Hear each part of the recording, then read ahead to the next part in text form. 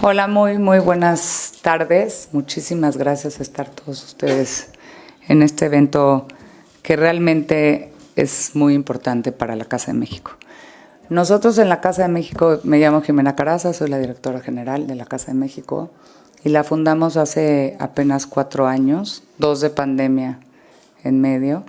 Y la verdad es que hemos tenido proyectos maravillosos y si ustedes pasan un poco por la casa van a ver la cantidad de vida que tiene la Casa de México hoy en España y estamos muy contentos. Sobre todo tenemos voy a hacer el anuncio y el comercial, una exposición de Frida Kahlo que vale la pena que la vean.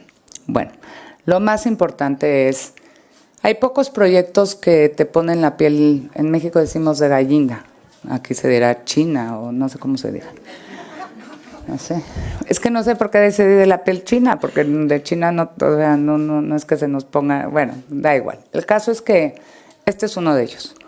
Platicando con un grupo de amigos hace tiempo, donde, bueno, evidentemente aquí hay gente protagonista a quien yo le quiero dar las gracias. Sin lugar a dudas a David Fechuel, muchísimas gracias por tu apoyo, por tu colaboración, por creer en esto. Vero Noriega, que pues sin ella que nos mueve como un torbellino a todos y ahí nos trae persiguiendo, tampoco se podría haber hecho. Y con apoyos de empresarios tan importantes, muchas gracias también, porque todos ustedes son piezas importantes para que esto se logre. Y dijimos, ¿qué hacemos? Porque la comunidad latina en España, esto lo hablamos además con la presidenta de la Comunidad de Madrid en un momento dado, y dijimos, la comunidad latina, yo llevo 25 años viviendo en Madrid y les aseguro que muchos latinos, Vero también llevará muchos, y en fin, habemos muchas gentes que llevamos muchos años. Y Madrid nos ha recibido enormemente. Ha sido una ciudad que nos ha acogido, que nos ha arropado, que nos ha dado oportunidades, donde nuestros hijos han crecido, donde hemos sido felices, donde hemos sido, sobre todo, hemos tenido una vida profesional maravillosa. Y había un momento donde que hay que regresarle a Madrid algo, ¿no? No siempre se puede chupar, a veces hay que dar un poquito. Y este sueño de Madrid surge así, surge con un interés de españoles y latinos de poder hacer algo por Madrid con cariño, con entrega y con profesionalismo. El sueño de Madrid surge principalmente con el interés de que aquellos mexicanos, latinoamericanos, colombianos, venezolanos, peruanos, bolivianos, ecuatorianos, que han tenido éxito y mucho éxito en Madrid, puedan dar un poco de su tiempo y puedan capacitar a muchísimas gentes que hoy no tienen los recursos económicos para poder tomar esos cursos con estas grandes estrellas. Y hablamos de estrellas de la gastronomía, como hoy es el tema, ¿no? Hablamos de estrellas de, no sé, de moda, de costura, en fin, de científicos, de escritores, de guionistas. La verdad es que la cantidad de latinoamericanos que brillan en Madrid son muy importantes. Entonces, es unión entre latinoamericanos y madrileños que Verónica se ha dedicado día a día a hablar con ellos, a convocarlos, a estar. Yo te quiero felicitar, Vero, por tu excelente trabajo, tu tenacidad. Pido un aplauso.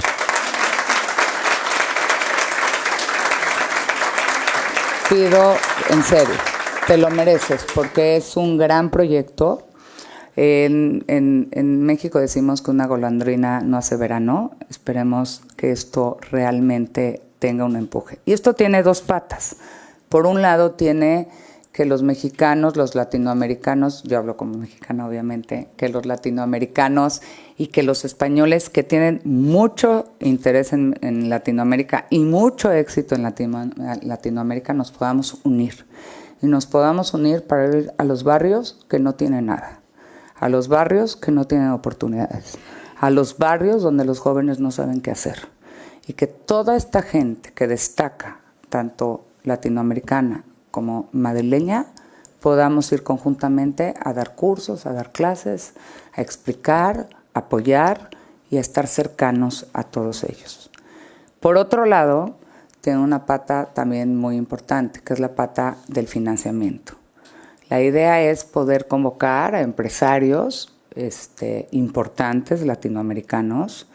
Yo, en mi caso, tenemos nosotros a un fundador de esta Casa de México, de esta fundación, que es el que da el 100% de todo el costo que representa esta fundación, pero al mismo tiempo que da esto, da muchísimo dinero en Madrid para apoyar, ha hecho hospitales, en fin, ha hecho temas de cáncer, y nadie se entera y nadie lo sabe, ¿no?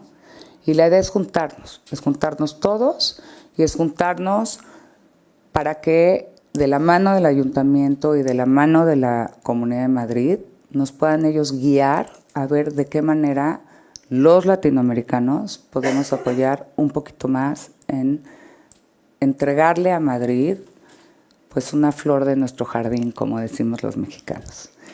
Yo agradezco a todos ustedes por estar aquí. Todo este éxito depende de todos nosotros. Empújenos, ayúdenos.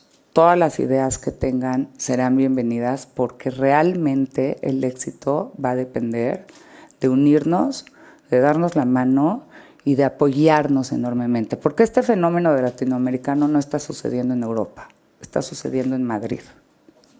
Esa es la verdad. Y Madrid se merece que los latinos regresemos un poquito algo de lo que nos ha dado. Muchísimas gracias por estar aquí. Muchísimas gracias, Vero. Y los invito a iniciar esta gran mesa de la gastronomía y bueno, vas tú, vas.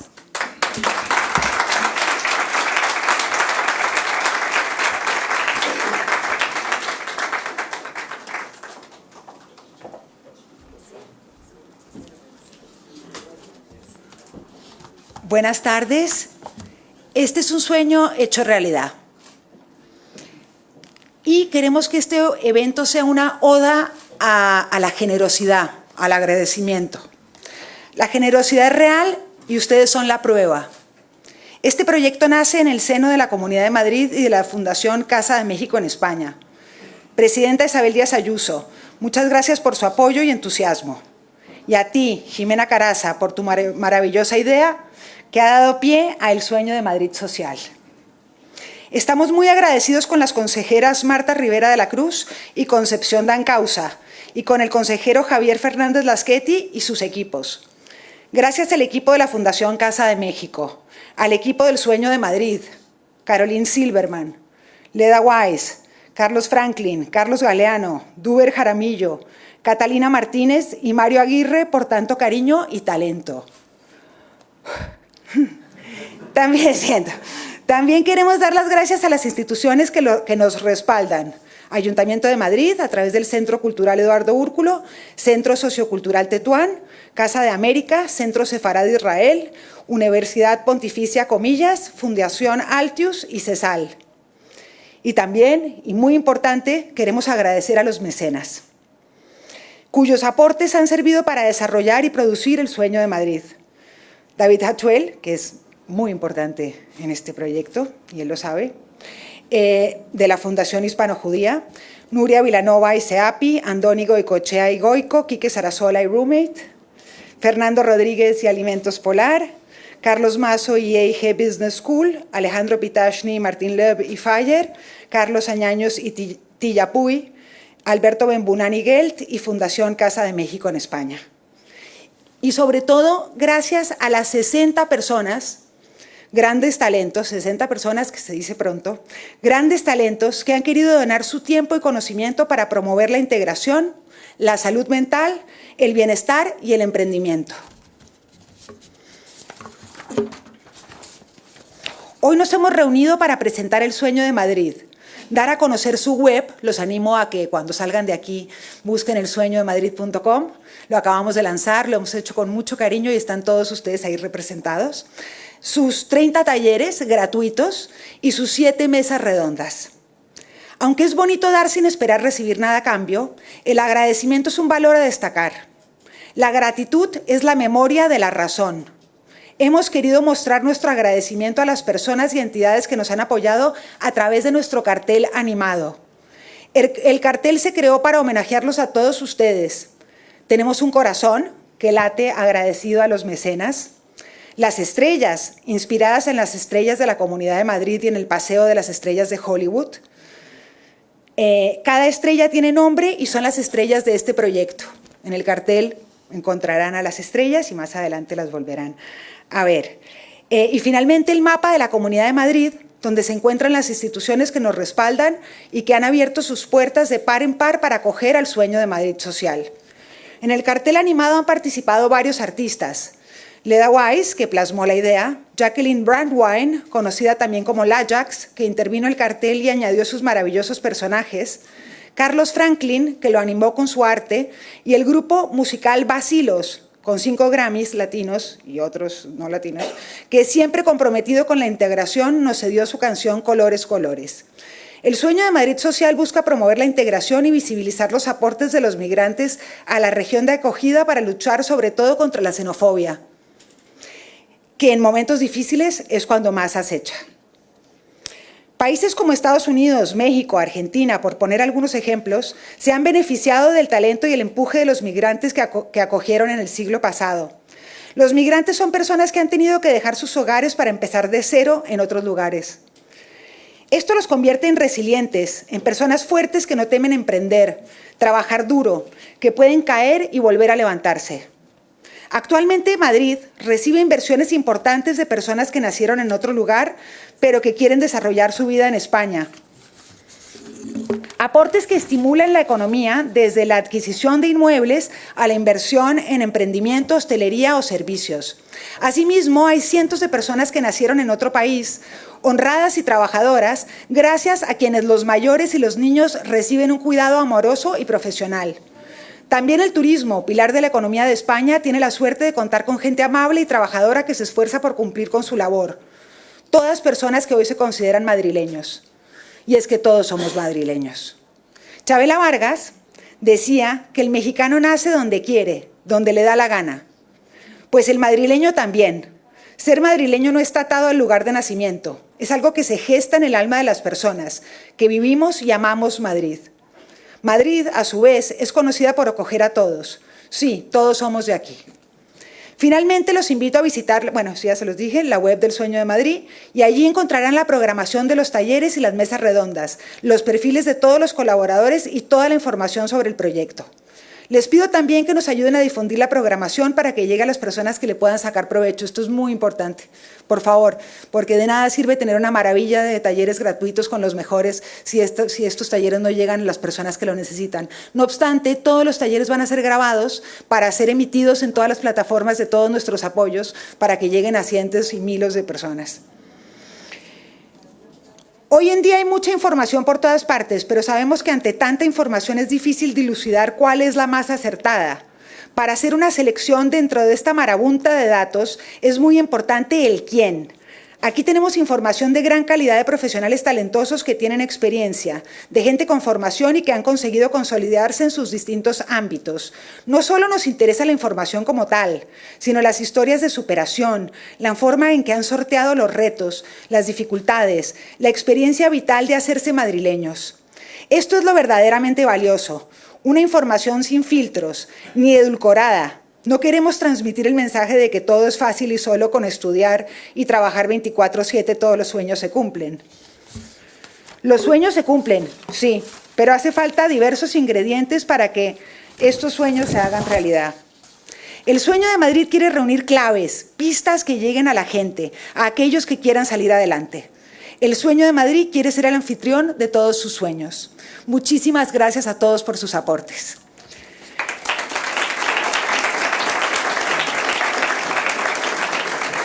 Los dejo con nuestro cartel animado, el cual describí previamente.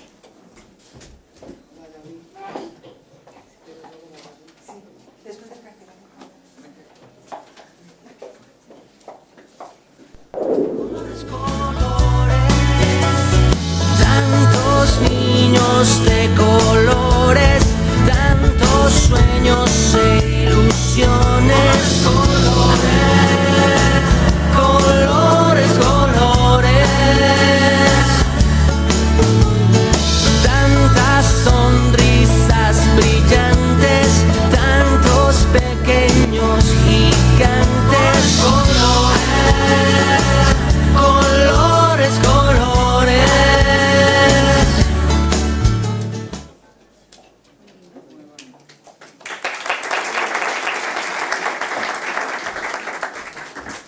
Ahora quiero invitar a subir a uno de nuestros mecenas, colaboradores, y como ya dije antes, una persona que es, y lo dijo Jimena también, muy importante en este proyecto. Tal vez yo misma no estaría aquí, sin David. David es el presidente de la Fundación Hispano-Judía y de AXEM, pero más que eso, es una persona muy generosa, que está convencida de la integración, que trabaja todo el tiempo para que nos unamos, que apoya el mestizaje, que lo pone en valor todo el tiempo, y la verdad es que te quiero agradecer mucho todo tu apoyo. Gracias, David. Gracias. En primer lugar, pido disculpas porque estoy con un jet lag importante. Estoy recién llegado de México, país que adoro, la verdad. Y además tengo un orzuelo que me está cambiando totalmente el día, y me acaban de decir antes de venir aquí que voy a estar por lo menos otra semanita con esto. O sea que esto es un ejercicio de paciencia. Me lo recomendaron ayer por la mañana, el chile verde aquí puesto. No me atreví, debo admitir que no me atreví. Me pareció ya demasiada integración a los métodos mexicanos. Gracias, primero, Jimena, gracias por acogernos en esta casa, que la verdad que es patrimonio de esta ciudad. Yo creo que hay pocas instituciones en esta ciudad que hacen un trabajo tan importante, sistemático y con corazón como la Casa de México. Y antes mencionabas a un donante anónimo que realmente no lo es, Valentín Díaz Morodo, que es un tipo increíble. Y sin él, evidentemente, esto no sería posible, pero las instituciones siempre dependen de la calidad humana de las que lo lideran. Y Jimena, la verdad que tú eres, no solo por ser amiga de todos nosotros, pero eres un ejemplo de cómo se lleva con tenacidad, con carácter, con firmeza, con paciencia, una institución que es corazón sobre todo, ¿no? Por lo tanto, te felicito realmente. Y de Verónica, ¿qué puedo decir? Nos conocimos hace ya más de un año, nos presentó un tipo también extraordinario, un rabino. Yo soy judío, he sido presidente de la Comunidad Judía de Madrid, hoy tengo la suerte de estar aquí y tenemos a la presidenta de la Comunidad Judía de Madrid, que además es una mujer y también representa los tiempos que estamos viviendo en todo el mundo. Una mujer inteligente, también con muchas ideas y con convicciones. Y este rabino que nos presentó me dijo, tienes que escuchar a Verónica, que es una colombiana que es muy inquieta y te quiere hablar de algo. Digo, bueno, pues por supuesto la voy a recibir, ¿no? Y menuda lo que me contó. Me empezó a hablar de un proyecto. Yo la verdad que no tenía mucho tiempo para atender a Verónica, pero lo hice porque le tengo mucho aprecio a mi amigo. Y cuando empezó a hablar, a un momento dado le interrumpí y le dije, mira, me gusta mucho tu idea, pero te quiero dar un par de elementos que a lo mejor te cambian lo que estás diciendo, pero piénsalo. Y tuvo la flexibilidad de escucharme y adaptar el tiro en lo que yo le planteé, porque le dije, yo creo que lo que necesitamos hacer ahora mismo es justo lo que estaban diciendo tanto Jimena como Verónica, que es, Madrid vive un momento energéticamente que está en un momento único en su historia. Vuelve a estar en el epicentro del mundo en cuanto a las oportunidades para la creatividad. Esto me lo dijo mi socio Nacho Cano, que conocéis algunos de vosotros, que desde los años 80 él no había sentido ningún lugar en el mundo como lo que es Madrid hoy en día. Y sinceramente se ve porque se han juntado elementos políticos que permiten esa libertad, esa creatividad, que trae innovación. Y por otra parte también un mundo que está muy caótico, lo vemos en el continente iberoamericano desafortunadamente, con ideologías populistas radicales que separan en vez de estar intentando aunar, ¿no? Yo creo muchísimo, efectivamente, Verónica, en el concepto del mestizaje. Yo creo que todos somos mejores siendo un poquito de cada cosa. Y creo que los que erramos por el mundo y los que tenemos que integrarnos, por definición, al ser minoría, tenemos que entrar con humildad, le tenemos que meter más trabajo a las cosas y eso nos fuerza a ser un poquito mejores a todos, ¿no? Por lo tanto, yo eso es lo que he creído que era especialmente importante de este sueño de Madrid social, porque al final tenemos que aportar nosotros también nuestro grano de solidaridad a una sociedad que está en plena ebullición y que va a seguir prosperando. Pero la prosperidad sin solidaridad, sin justicia, al final no sirve de mucho. Por lo tanto, yo hoy quiero agradeceros a vosotras, quiero agradecer a los que se han sumado a esta iniciativa. Yo lo he hecho a nivel personal y también a nivel de la Fundación Hispano-Judía, que es una fundación hiperactiva. Antes de ayer estábamos inaugurando un monumento en la Avenida de Reforma, que es el lugar más emblemático de México, marcando 500 años de vida judía en México. Y yo es que creo que esa es la única vía. Tenemos que ser un poquito más ruidosos los que queremos un cambio desde lo positivo, desde lo tolerante y respetuoso con el otro, y yo creo que desde Madrid se puede hacer. Por lo tanto, muchas gracias y contad conmigo en lo que queráis. Gracias.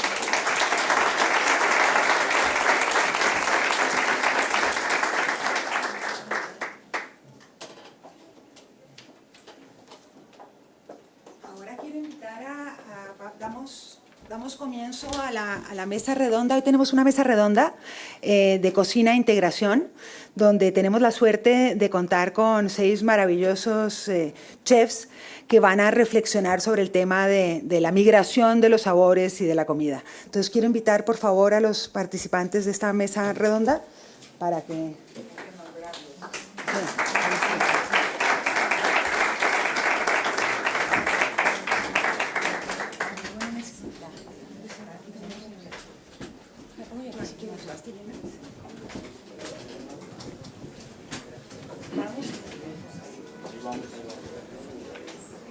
Buenos días, buenas tardes. Bueno, muchísimas gracias por estar aquí. Muchísimas gracias por estar aquí. Voy a presentar a los ponentes. Tenemos a la derecha a Javier Cochetex, que espero decir bien tu apellido. Javier es un maravilloso panadero.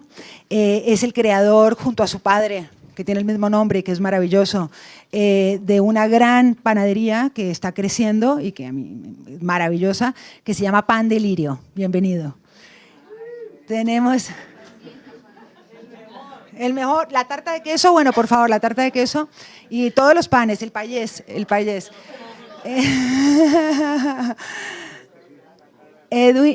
Edwin Rodríguez, que es un gran orgullo como colombiana y como latinoamericana tenerte aquí.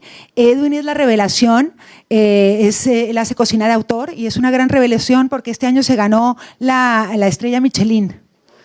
Y qué orgullo, qué puedo decir de tenerte aquí con nosotros. Además es muy solidario, se la pasa viajando a Colombia, yendo a zonas de Colombia difíciles a ayudar, a entregarse, todo obviamente gratuitamente.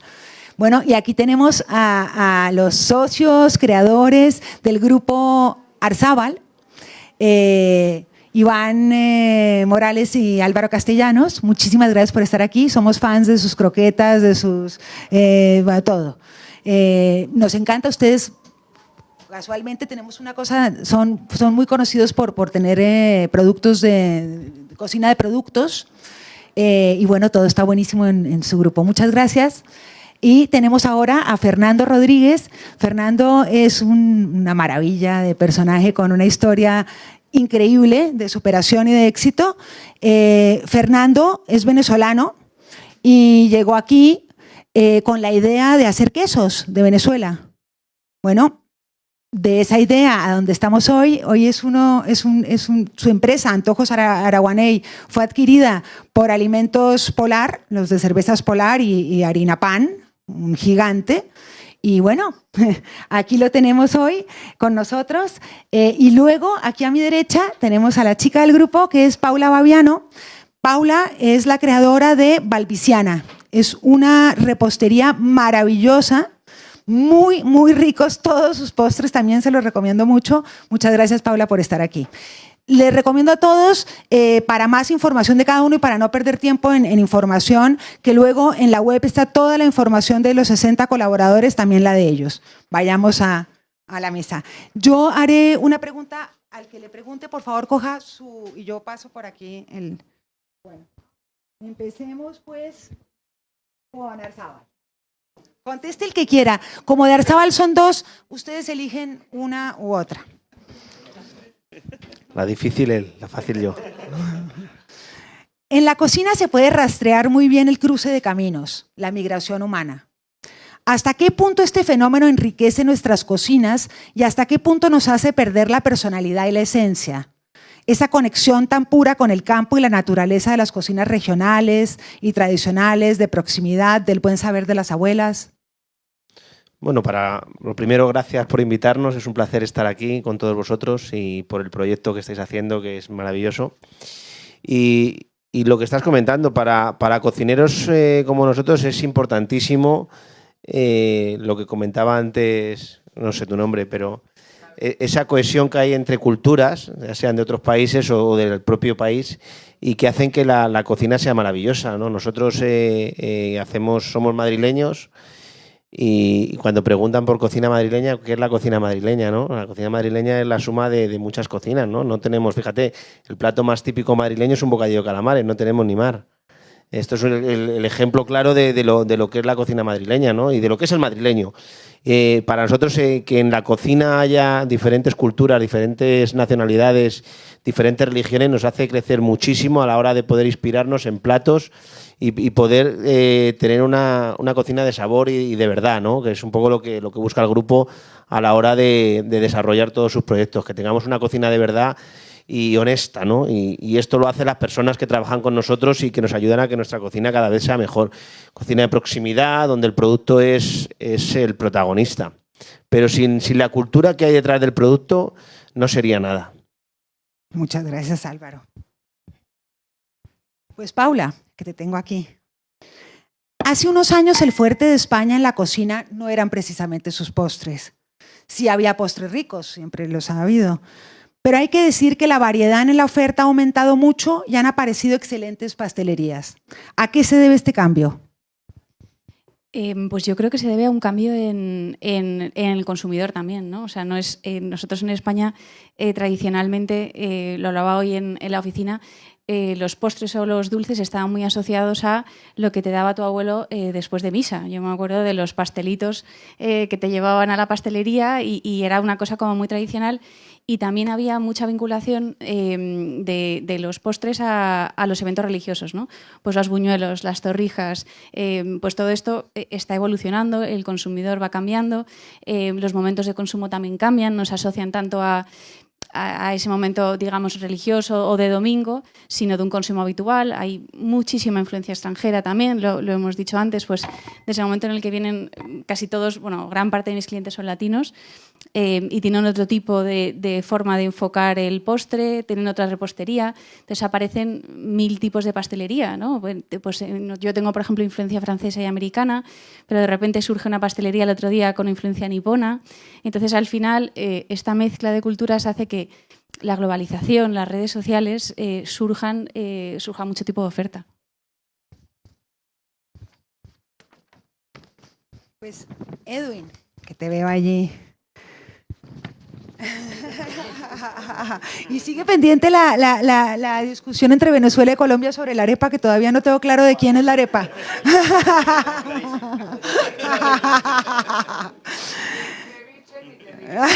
Y el pisco.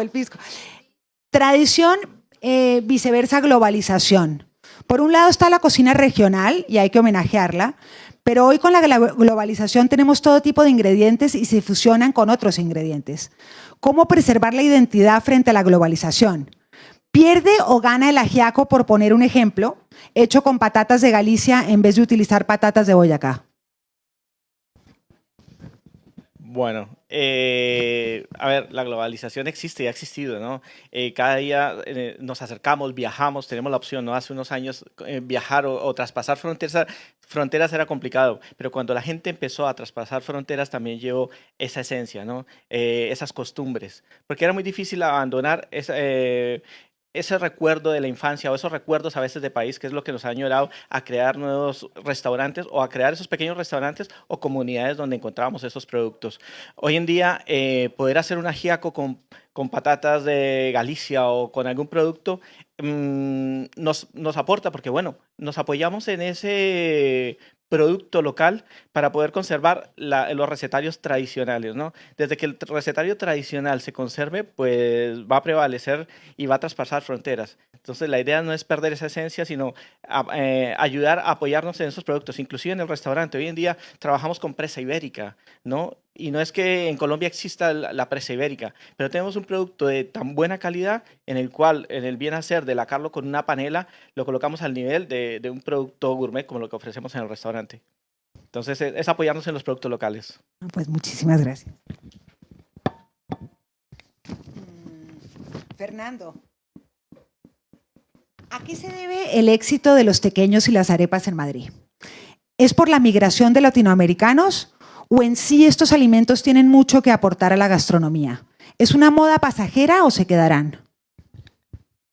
Bueno, primero gracias Verónica por invitarme el día de hoy con grandes personas, gente que conozco hace mucho tiempo, como ustedes dos y lo saben, y Paula que la admiro muchísimo, bueno, ustedes también, y ustedes los acabo de conocer, así que, pero por lo menos a los señores de Arzábal los conocemos desde hace mucho tiempo, por lo menos 7, 8 años atrás, o más, y bueno, han visto un poquito la historia del tequeño, lo estábamos hablando hace ratito, y ni yo me lo creo. De verdad que nosotros empezamos haciendo queso en el 2008 y de repente se nos ocurrió hacer tequeños y vendíamos tequeños en sitios venezolanos. Un gran amigo, también colaborador de aquí, que es Andoni Goicoechea, que es gran amigo, montó una hamburguesería y nos invitó para el proyecto de hacerle los tequeños para su hamburguesería. Esos tequeños eran el producto más vendido en Goico. Por un tema de facilidad. Ellos le decían a todos los clientes que se sentaban, mira, tequeños, le metían tequeños porque los tequeños solo los fríen, los meten en la freidora y listo. Entonces, hacen las hamburguesas, pero la entrada era muy fácil de hacerla. Y esa Goico, con la expansión que tuvo Goico, hizo que el tequeño se conociera a nivel nacional. Increíblemente, al final es un queso con pan y frito. Aquí en España todo el queso, todo el pan y toda la fritura son increíbles y es lo que más se come aquí en España. Entonces nosotros dimos con esas 3 claves y el día de hoy estamos en 36 cadenas a nivel nacional. Producimos más de 7 millones de tequeños al mes. Es una locura. Yo creo que el tequeño llegó para España para quedarse. En algún momento en Mercadona vendíamos más tequeños de queso que croquetas de jamón. Increíble. Hemos hecho un estudio también y sabemos que muchos niños o gente joven ahora están cenando tequeños porque es un producto muy fácil de hacer y yo creo que el tequeño se va a quedar. Y la arepa, y al igual que la arepa, la migración venezolana es igual que la mexicana, que yo respeto muchísimo. Yo una vez en un evento dije, ¿cuál es tu sueño? Yo decía, tener un espacio en los anaqueles como lo tienen los mexicanos. ¿Sabes? Yo veía que los venezolanos tuviéramos un espacio en los anaqueles de supermercado como lo tuviesen los venezolanos. Y es que los mexicanos sabían emigrar o emigraron en su momento muchos y los venezolanos tenemos 10 años emigrando fuertemente. Y yo creo que la arepa y el tequeño con la migración venezolana y todo lo que estamos trayendo, hemos hecho que los venezolanos hemos hecho que nuestros amigos españoles se coman la arepa y ahora acabamos de sacar una arepa lista porque la arepa es muy complicada de hacer y nosotros ahorita como Empresas Polar acabamos de sacar una arepa lista que solo la metes en el air fryer y la tienes lista y está igualita como recién hecha. Entonces de verdad que lo que estamos buscando es llevar al consumidor ese producto terminado, ese producto listo para que sea más fácil de hacerlo. Así que yo creo que se va a quedar por mucho tiempo. Javier, el pan es algo muy importante en todas las religiones, en todas las culturas. ¿Qué hace? ¿Por qué el pan es tan importante para la humanidad? Bueno, yo creo que el trigo, junto con el maíz y el arroz, son 3 cereales básicos de la alimentación de la humanidad. El trigo principalmente en Occidente y precisamente el ser tan básico este producto hace que sea pues tan importante en cualquier momento. Aquí lo tenemos asociado a nuestra cultura, pero bueno, al final es un producto, por lo que decíamos, muy humilde, que sobrevive a las guerras, a las crisis y a los momentos buenos estás consumiendo pan. Incluso a la Edad Media la gente se alimentaba de cerveza y pan, o vino y pan. Entonces, bueno, pues es un producto que te alimenta, que si lo separas y comes solo harina no te alimenta tanto, no te alimenta de hecho, no te aporta, pero si lo mezclas con agua y con sal consigues un producto con el cual puedes sobrevivir. Entonces yo creo que eso es la la importancia de este producto y que, bueno, hay países que lo tienen muy arraigado a su cultura y otros, por ejemplo, como Sudamérica, que es más fuerte el maíz, ahora está abriendo un resurgimiento de panaderías y la gente está consumiendo, introduciendo en su dieta productos como el pan y el trigo de manera tan fuerte. Entonces, bueno, pues la verdad que es muy bonito ver toda esta expansión y este crecimiento de este producto. Bueno, muchas gracias, Javier. Volvamos esta vez a Iván. Iván, no hay duda de que la migración con ayuda de la globalización tiene un efecto importante en la industria de la restauración. Recetarios, técnicas, producto, personal, decoración, despensa, cocina, servicio de sala. ¿En qué repercute más? Bueno, yo creo que no hay ningún proceso en concreto que repercuta más, ¿no? Sobre todo con la intencionalidad que tenemos muchos de asumir todas esas cosas, ¿no? Y hacerlas casi propias. Sobre todo porque eso nos dota de un enriquecimiento, ¿no? Hacemos esa especie de pegamento, vamos absorbiendo en esas pautas que tú has marcado, ¿no? Pues decoraciones, bueno, pues puede ser, ingredientes puede ser, maneras de hacer puede ser o maneras de pensar, ¿no? Incluso acogiendo gente que te sigue poniendo, sigue aportando su granito de arena en tus procesos, en tus cocinas, en tu saber hacer y comparten su idea, ¿no?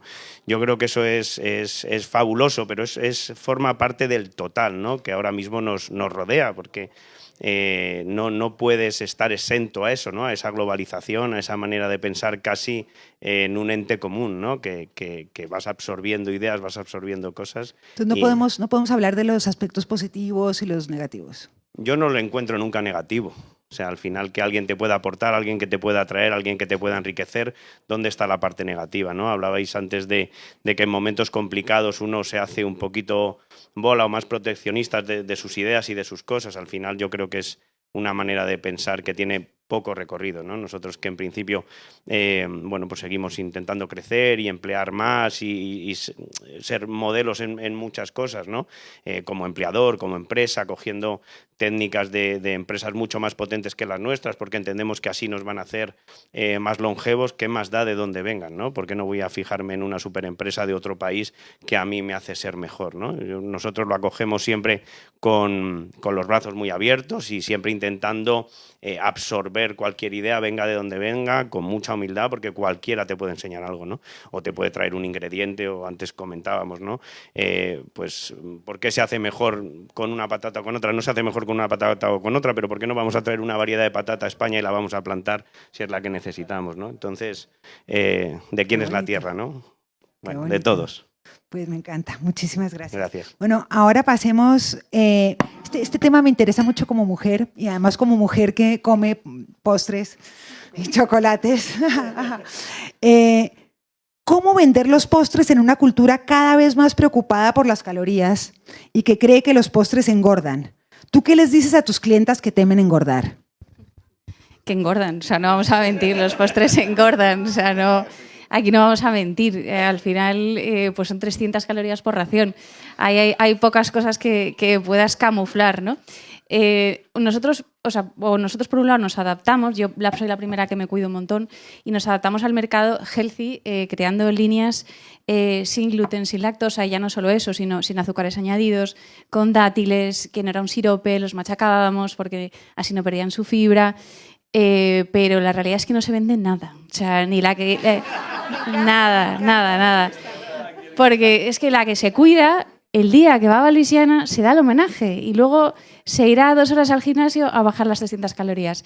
Pero al final lo que vendemos son momentos de indulgencia, momentos de placer, de felicidad, de capricho, y para eso vas a Valvisiana, ¿no? Y aunque tenemos un par de platos healthy de granola con yogur y fruta picada, pues no se venden. La gente va, se toma las tortitas, se toma su trozo de tarta, se toma su tostada con bien de aguacate, pues bueno, tenemos de todo, pero la realidad es que lo vendemos más buscando ese momento de indulgencia y más de placer que de diario, ¿no?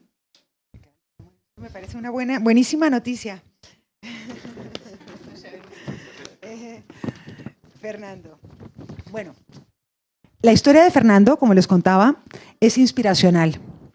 Cuenta que cuando llegó a España estaba tan justo de dinero que el primer año no pudo comprarse un par de zapatos y pasó frío en invierno porque traía desde Venezuela unas zapatillas de lona. Vivían en 35 metros cuadrados, con su mujer que está por ahí, que es su inspiración. Hola, Johanna. Vivían en 35 metros cuadrados, donde además elaboraban el queso. Estaba la familia y elaboraban el queso en 35 metros cuadrados. Años más tarde, su emprendimiento hace parte de una gran multinacional, como dijimos, Alimentos Polar y Pan. ¿Cuáles son los ingredientes que han intervenido para que tu sueño y el de tu familia se hicieran realidad? Pregunta un poco sentimental. Gran parte de mi éxito no es mío, de esa señora que está ahí sentada. Es lo que es. La realidad es que en ese momento, para contar un poquito de ese momento, yo hablo mucho y me corta. Johanna, nosotros venimos de una agencia de comunicación de publicidad en Venezuela y Johanna la trae la agencia de publicidad para acá y decimos, bueno, yo vamos a montar una fábrica de queso, empezamos en la casa y tú trabajas. Y ella ganaba 1.500 euros y lo único que consiguió era en Hermosilla, vivíamos en Hermosilla, y teníamos una hojita de Excel donde con los 1.500 euros, 900 euros del alquiler, tanto del mercado, tanto, y yo traía unos, en Venezuela es 30 grados todo el año, divino. Tenía unos Converse de lona de toda la vida y el primer invierno que yo salí con los Converse yo me quería morir. Pero claro, cuando le digo a Johanna, veíamos la cuenta y decíamos 20 euros para unos zapatos nuevos o para salir al cine. No, olvídate, vamos para el cine porque si no el amor se acababa. Entonces empezamos y de verdad hemos tenido muchísima suerte, eso hay que decirlo. Hemos estado en el momento indicado, pero yo creo que pasan camiones o pasan trenes y tú tienes que estar preparados para agarrarlos. Y la manera de estar preparado para agarrarlos es como cuando tú vas para el gimnasio que empiezas a correr y tienes que estar preparado para hacer un maratón. En el trabajo es igual. Si tú trabajas y trabajas con tesón, con esmero, haciendo las cosas bien, que eso es algo que en Latinoamérica hay que decirlo bien, porque en Latinoamérica, en nuestros países, hay mucha gente que hace las cosas mal y estamos muy acostumbrados de que el dinero o las cosas se hacen de forma mala. Haciendo las cosas buenas también podemos llegar. Trabajamos mucho, sí.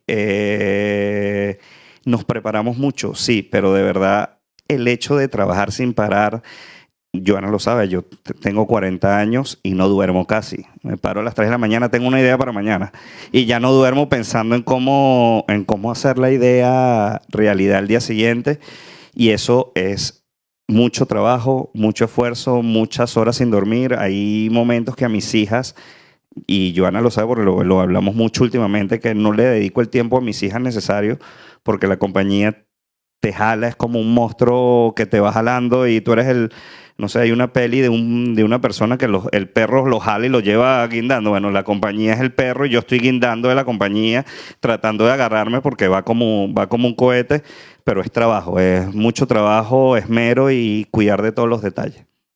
Y bueno, mucha pasión, creo que se nota al decirlo.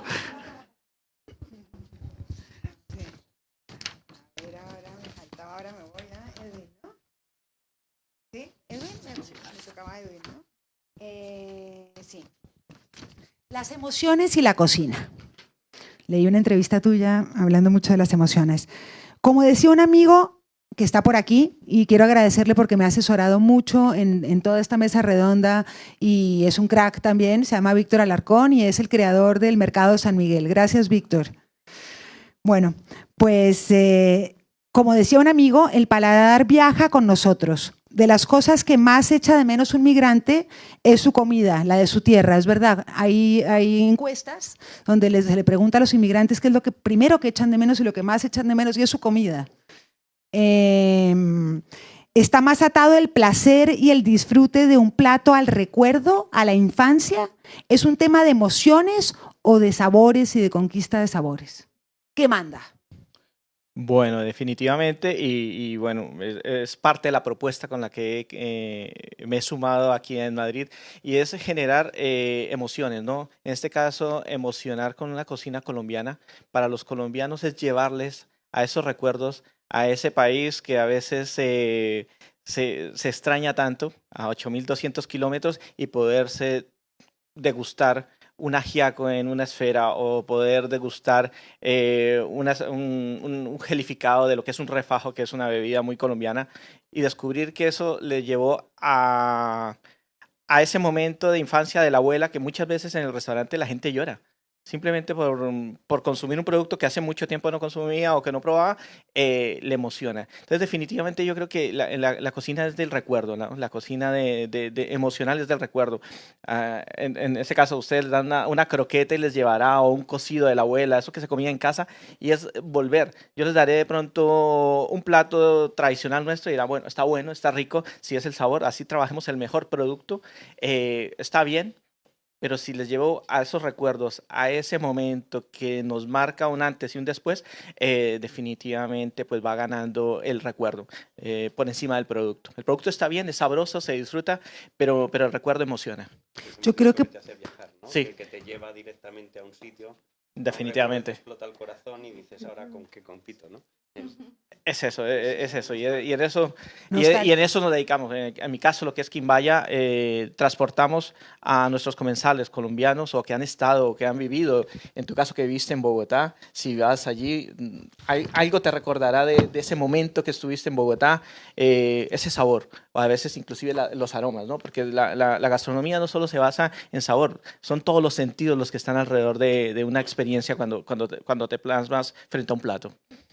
Así que... Es verdad, y yo creo que por eso es tan importante para la integración la cocina. Yo creo que cuando ya los nuevos madrileños empezamos a realmente soñar con una croqueta, a realmente disfrutar con una tortilla de patatas, yo creo que ahí, que además, por cierto, vienen de ingredientes de allí también, ¿no? Yo creo que ahí es cuando ya somos realmente de aquí. O sea, yo creo que ya el paso a la cocina es un tema muy, muy importante. Javier, espérate que ahora me perdí. Sí. Un poco por el lado de Paula, hemos visto en los últimos años cambiar notablemente el tema del pan en Madrid. Al principio uno compraba barras en cualquier lado y estaban calentitas y nos sabían delicioso, por cierto. A mí me sabían muy bien y pensaba que eran maravillosas, pero ya, claro, luego nos han mal acostumbrado y ya esas barritas que comprábamos nos saben muy mal y nos damos cuenta que nos sientan mal también, ¿no? Dime, ¿por qué? ¿Qué hay en este cambio? ¿Qué revolucionó? ¿Cuál es la revolución que ha tenido el pan? ¿Cuál es la revolución del pan? Bueno, yo creo que no solamente es el pan, es la alimentación en general. Llevamos mucho tiempo en que la industria pues, ha arrasado todo lo que había, ha dado un producto de muy malas materias primas o muy básicas, muy barato, compitiendo contra artesanos que, bueno, pues en España en concreto y en el pan, por esa guerra de precios han ido desapareciendo, porque no hay un gremio fuerte. Y ahora, con esa alimentación, la gente es más consciente, viaja más, pues estudia más y se preocupa más por la salud. Entonces, bueno, pues hay ese gran cambio en buscar una materia prima y sobre todo en respetar los procesos de elaboración, en no ahorrar tiempos, que al final ahorrar tiempos y materia prima es lo que te hace dar un mal producto. Y bueno, pues el pan, que como hablábamos antes es parte de nuestra cultura y que lo comes prácticamente todo el día, en casi todas las comidas, pues ha tenido mucha, mucha importancia. ¿Y qué es esto de la masa madre que ahora vemos por todos lados, masa madre? Bueno, la masa es harina y que el otro día lo veíamos en el taller, es harina y agua que ha fermentado y es la fermentación que se ha hecho siempre. Es simplemente pues, un fermento que ayuda a elevar el pan. ¿Es el pan de pueblo? Porque alguien me decía, bueno, y el pan este de ahora, tan maravilloso, es el recuerdo que se tiene del pan del pueblo, que era tan importante, el pan del pueblo, ¿no? El pan de pueblo, a día de hoy, ya prácticamente ha desaparecido ese concepto, porque una vez más pues la industria se ha encargado de llevar ahí unos mixes y unos químicos que te aceleran los procesos y puedes dormir tranquilamente y bueno, tener un pan estable. Pero una vez más, mucha gente mayor, hablando de olores y sabores, cuando entran en algunos de los locales en los que hay obrador concretamente, se emocionan porque les recuerda al pan de cuando eran pequeños. Y te dicen, de cuando yo era pequeño, que a lo mejor han pasado 50 años o 60 años, y lo mismo con el roscón. Exactamente igual, se emocionan y te dan las gracias o te felicitan por ese momento tan bonito. ¿Qué hora es?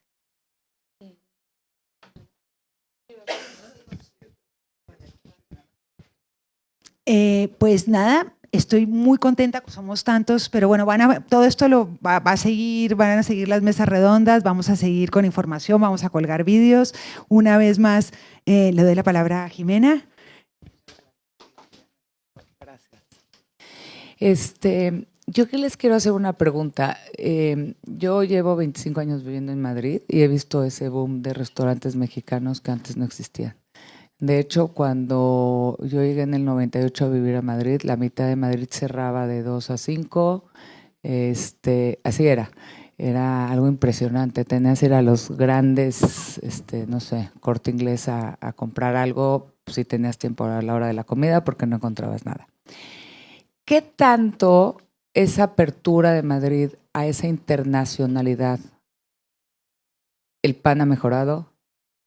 Existe un restaurante colombiano, existen las arepas, o sea, ¿qué tanto también esta inmigración, yo digo que esto es Little Miami, ya se los dije, qué tanto esto ha cambiado Madrid? Porque yo creo que lo ha cambiado radicalmente. Yo creo que realmente la propia inmigración que ha venido a Madrid, hemos cambiado el consumo y nuestros deseos. ¿Y por qué hay tantos arepas? Porque hay una comunidad venezolana enorme. ¿Y por qué hay tantos mexicanos? Porque hay una comunidad enorme que además ya, como yo digo, bautizamos con tequila a nuestros amigos que se vienen a querer comer o cenar con nosotros, los transformamos.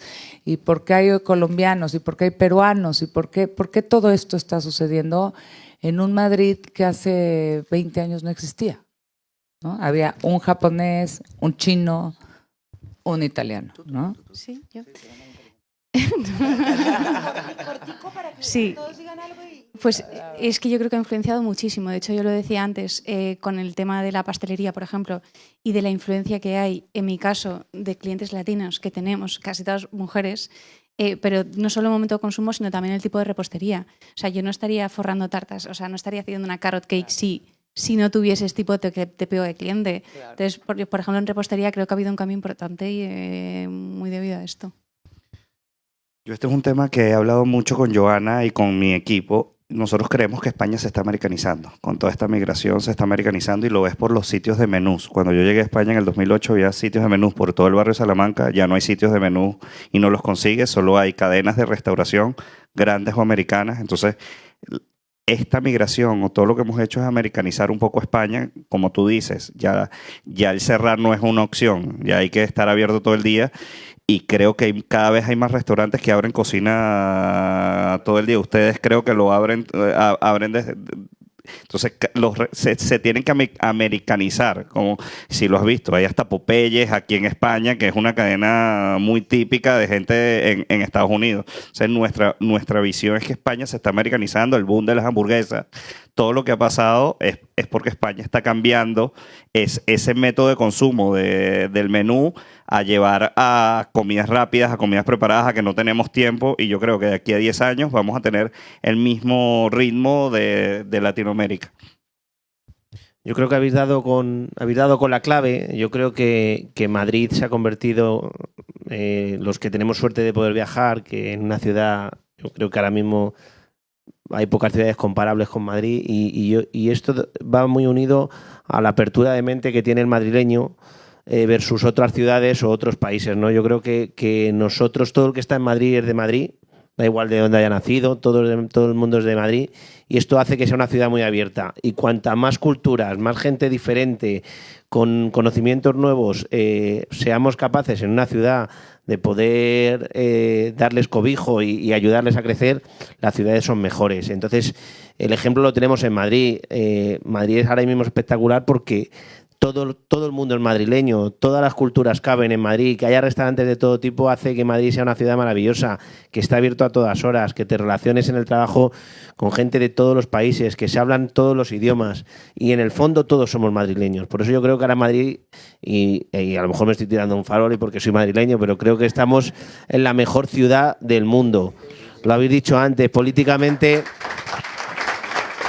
nos han ayudado y tenemos una suerte de poder estarlo y creo que tenemos que defenderlo.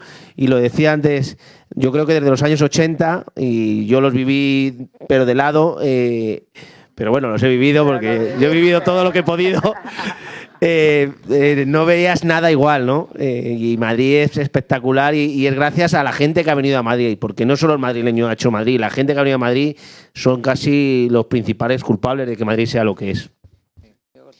Y nosotros también nos hacemos una pregunta sobre esto que decíais, o sea, no hay cliente o no hay oferta, ¿no? Que siempre es una duda que nos planteamos cuando abrimos alguna cosa o algún modelo de negocio que no tiene una referencia o no tiene un espejo, ¿no? Y muchas veces nos pone en nuestro sitio, lo que no hay es oferta, porque público siempre hay, ¿no? Y luego es verdad que nuestra generación sí, pero que no llevamos tanto tiempo viajando, entonces es verdad que traer conceptos de otras culturas casi era un efecto de decantación de Francia, País Vasco, y iba bajando, meseta un poquito y se quedaba, si llegaba con un poquito de suerte a Madrid, rodaba un poquito hasta el sur, ¿no? Pero es verdad que eso lleva pasando pues tampoco tantísimos años, ¿no? Entonces siempre es un proceso de evangelización un poquito largo el que cuesta, ¿no? De cuando traes cosas de fuera, ¿no?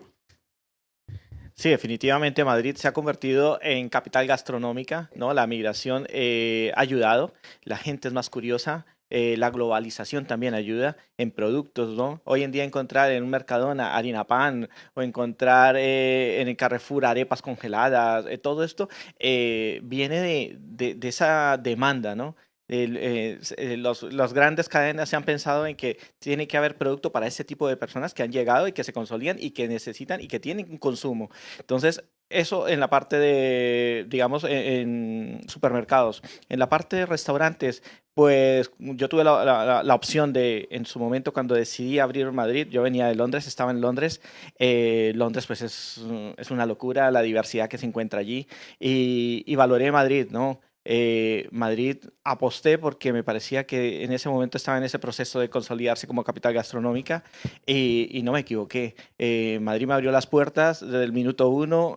Abrir Quimbaya no ha sido fácil por todo el proceso de pandemia, pero luego ver la recepción y que la gente está abierta, que está deseosa de probar, de gustar nuevas culturas, nuevos sabores, pues eso nos anima a continuar y que vengan muchos más. Así que bueno, yo creo que lo que ha influido es eso, de esa migración, esa globalización. Bueno, ya han dicho todos mis compañeros, así que... El pan es importantísimo, porque, perdóname, pero Madrid no tenía buen pan. No, era un desastre, Era no un había desastre, pan. la verdad. Se llamaba pan por llamarlo Exacto. de alguna manera. Yo creo que sí, la yo creo verdad que, ha avanzado mucho eso. Pues dando la razón a los compañeros, todo lo que sea diversidad cultural y enriquecimiento es maravilloso. Por suerte también el madrileño desde hace años está viajando muchísimo, está trayendo nuevas ideas y también está viniendo a vivir gente maravillosa como vosotros, que nos enriquece día a día. En mi caso, y me imagino que en el resto también ocurre lo mismo, los clientes vienen día a día, hay muchísimo mexicano. De hecho, el roscón de Reyes lo sacamos de un libro precioso que es como agua para chocolate. Y ellos mismos te van enriqueciendo y te van dando ideas y vas aprendiendo también un poco a adaptarte a tus clientes. Tienen y tienes que que hacer estar... el pan de muertos, que ahora también está muy de Me lo han fama. dicho. Sí, ¿ves? Entonces yo creo que esto es maravilloso para uno mismo porque te hace enriquecerte, te hace estudiar, entender muchas culturas. Y bueno, pues lo que decíamos, todo esto es positivo para la ciudad, es positivo para todos. Y bueno, y encantado de poder nutrirnos y convivir con gente tan dispar o de países de fuera, vamos.